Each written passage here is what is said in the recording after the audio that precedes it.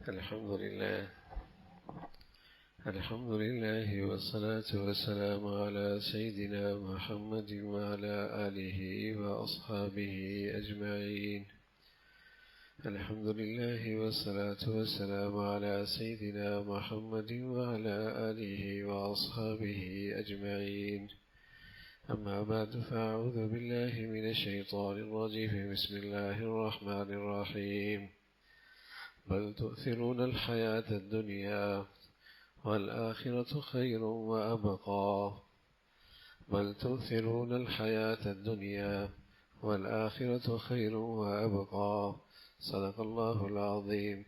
اللهم صل على سيدنا محمد النبي الأمي وعلى آله وأصحابه وسلم. اللهم صل على سيدنا محمد النبي الأمي وعلى آله وأصحابه وسلم. میرے معزز مسلمان بزرگوں، عزیز بھائیوں، سب سے بڑا دھوکہ اور سب سے بڑا نقصان، سب سے بڑا دھوکہ یہ ہے کہ جو شخص دنیا سے دھوکہ کھا جائے. من اغتر بالدنیا، سب سے بڑا دھوکہ اس نے کھایا جسے دنیا دھوکہ دے دے، اور سب سے بڑا نقصان اس نے اٹھایا جس نے اپنے کل کا نقصان کیا، جس نے اپنے آخرت کا نقصان کیا. فلا تغرنکم الحیات الدنیا، پیارا کرنے والا رب کہتا ہے محتاط زندگی گزارنا، کہیں دنیا دھوکہ نہ دے دے، اور کہیں تم اس بڑے دھوکے میں نہ مبتلا ہو جاؤ، اور کہیں تم اپنی اس پوری زندگی کا سب سے بڑا نقصان نہ کر بیٹھو، کل کا، آخرت کا. دنیا دھوکہ دیتی ہے. جانور ہوتا ہے، جہاں اسے پتا ہو کہ یہاں نقصان ہے وہ بھی قدم آگے نہیں بڑھاتا. اسے پیچھے سے مار بھی رہے ہوں تب بھی اس کے لیے آگے بڑھنا بڑا مشکل ہوتا ہے.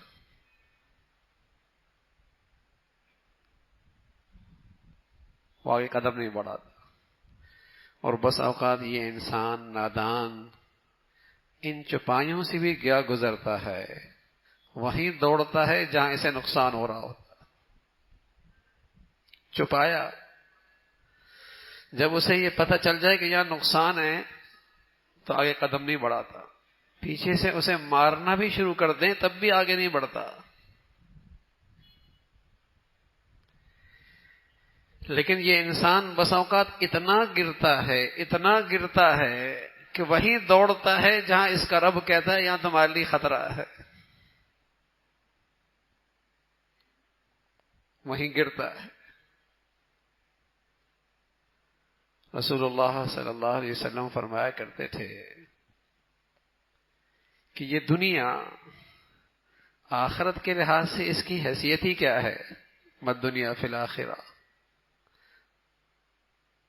اس کی تو آخرت کے مقابلے میں اتنی بھی حیثیت ہے جیسے ایک شخص اپنی انگلی کو دریا میں ڈالے، فَلْيَنْظُرْ بِمَا يَرْجِعُ، پھر دیکھے اس دریا پر سے کتنا پانی اس کے انگلی پہ آیا ہے. یہ ساری دنیا آخرت کے مقابلے میں اتنی بھی نہیں. اب یہ تو ساری دنیا کا حال ہے، اور بتائیے کسی ایک فرد کے حصے میں اس میں سے کتنے آیا. اور پھر کوئی شخص اپنی پوری زندگی اسی خاطر لگا دے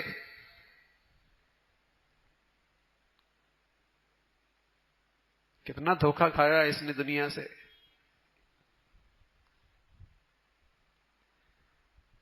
پوری دنیا کی حیثیت یہ ہے جو اللہ کے نبی صلی اللہ علیہ وسلم نے بتائی، اور پھر اس قطرے میں سے انسان کے حصے میں کتنا آ رہا ہے.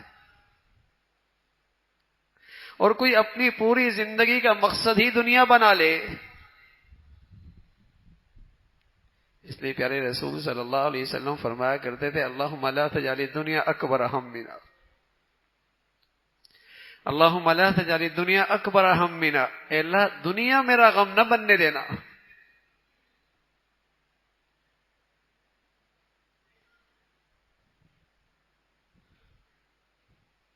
آج مجھے اس کا نفع نفع لگتا ہے اور اس کا نقصان نقصان لگتا ہے۔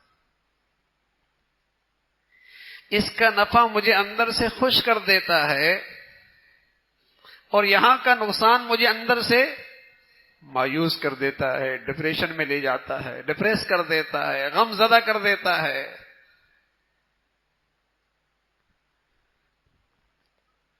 بڑا دھوکہ کھاتا ہے یہ،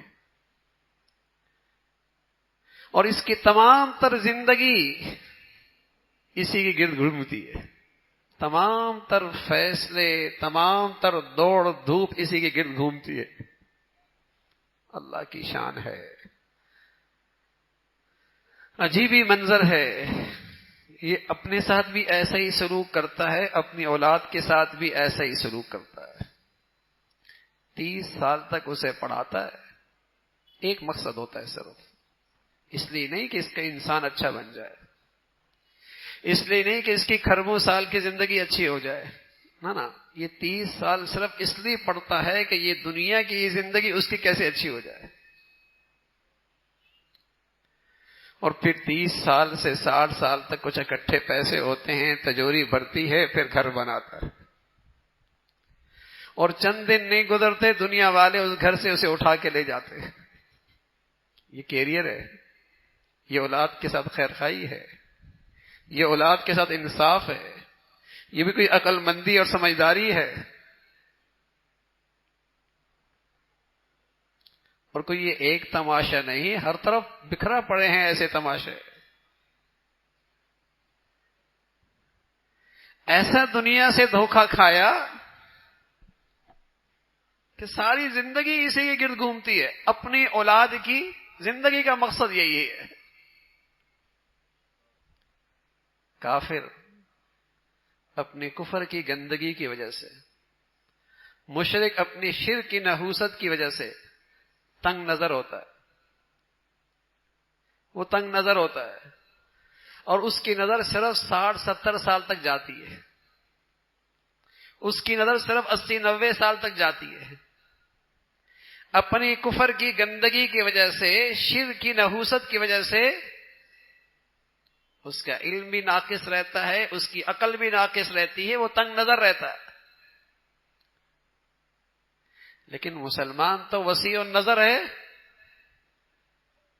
مسلمان تو وسیع النظر ہوتا ہے، وہ صرف 60-70 سال کی اس مختصر سے عرصے کو نہیں دیکھتا، وہ تو وسیع النظر ہوتا ہے، ایمان کی روشنی کی بدولت وہ کھربوں سال کی زندگی دیکھتا ہے۔ یعلمون ظاہرا من الحیات الدنیا وہم عن الآخرۃ غافلون، یہ کافروں کی تنگ نظری ہے، یہ کافروں کی زندگی کا نقشہ اور تصویر ہے کہ ان کے تمام تر زندگی کے فیصلے اور ترجیحات اور مقاصد اس 60-70 سال کے سنوارنے کے گرد گھومتے ہیں۔ اسی کے لیے ان کی عزت، اسی کے اندر وہ چاہتے ہیں کہ وہ کامیاب اور فلاح، کامیابی مل جائے۔ اولاد کے لیے بھی یہی سوچ، یہی فکر۔ کافر تنگ نظر جو ہے، اس کے اندر کفر کی ظلمت جو ہے، اس کے اندر شرک کی گندگی جو ہے، وہ تنگ نظر ہوتا ہے۔ لیکن مسلمان تو وسیع نظر ہوتا ہے۔ اسے تو بصیرت کی دولت ملتی ہے، رسول اللہ صلی اللہ علیہ وسلم کی دی ہوئی روشنی سے اسے نور ملتا ہے، یہ تو وسیع نظر ہوتا ہے۔ یہ تو طویل زندگی کو سامنے رکھتا تھا۔ لیکن آج ایمان اور مسلمان کہلانے والا بھی دنیا سے دھوکہ کھائے جا رہا ہے، اور اللہ کریم کہہ رہے یہ تمہاری سب سے بڑی بیماری ہے، بل تؤثرون الحیات الدنیا، یہ تمہاری سب سے بڑی بیماری ہے، تمہاری بربادی، پستی، ذلت اس کی بڑی بیماری یہی ہے کہ تمہارے ہاں دنیا بڑی چیز ہو گئی.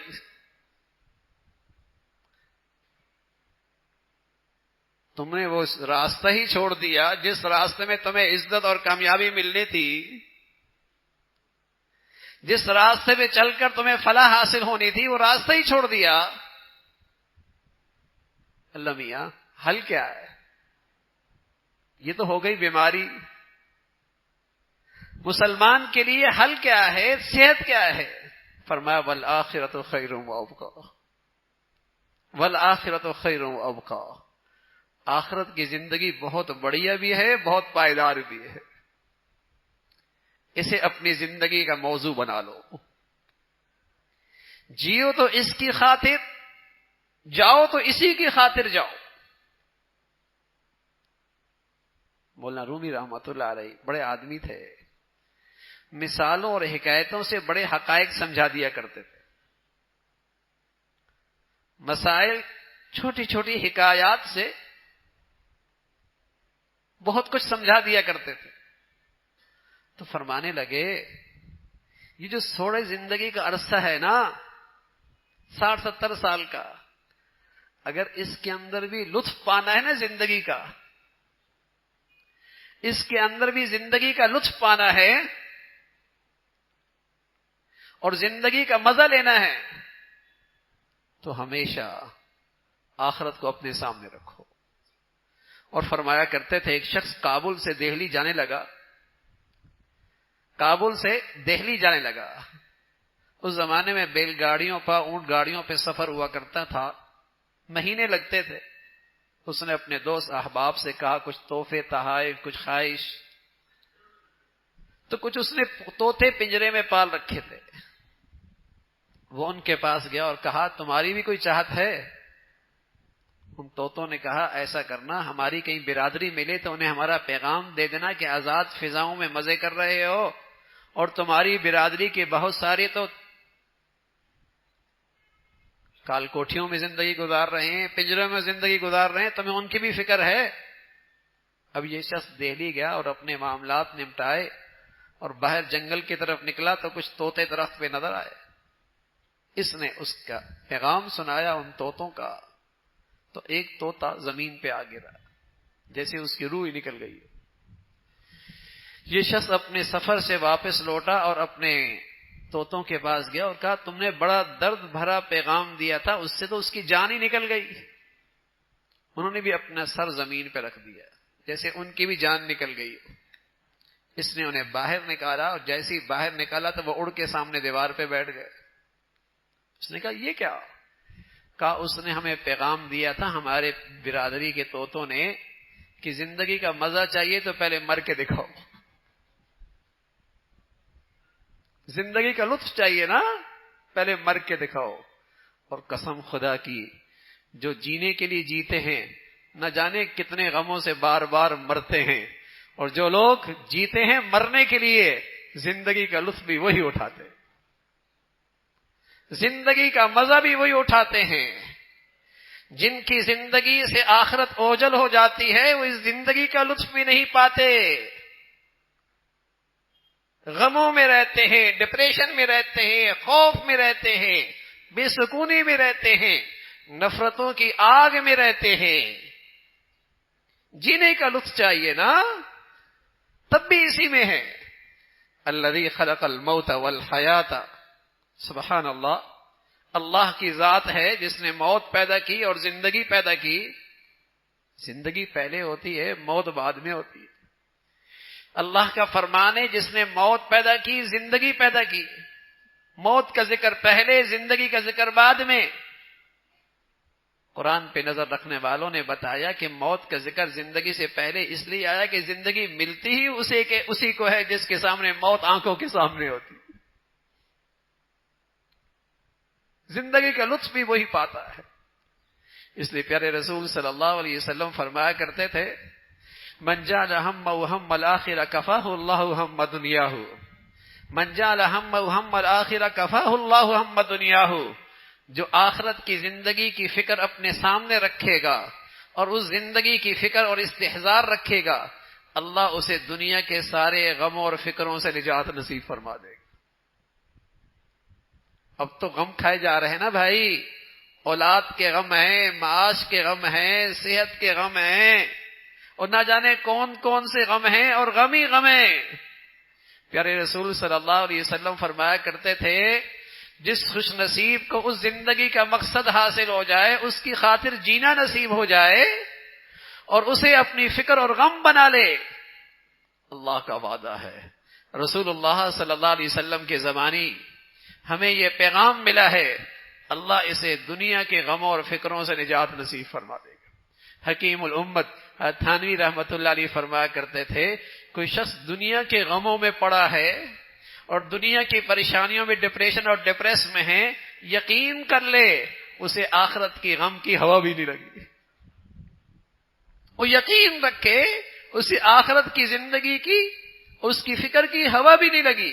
یہ بیماریاں وہیں آتی ہیں، یہ موذی بیماریاں وہیں آتی ہیں جہاں آخرت کی زندگی کا تصور ختم ہو جاتا ہے، جہاں کل کی حقیقی زندگی کا خیال مٹ جاتا ہے، جہاں کل کی زندگی کا استحضار ختم ہو جاتا ہے۔ اور دنیا میں جن قوموں کے ہاں اس زندگی کا عقیدہ نہیں، دنیا میں جن قوموں کے پاس اس زندگی کا ایمان اور یقین نہیں، وہاں ہر دوسرا آدمی نفسیاتی ہے، ڈپریشن میں ہے۔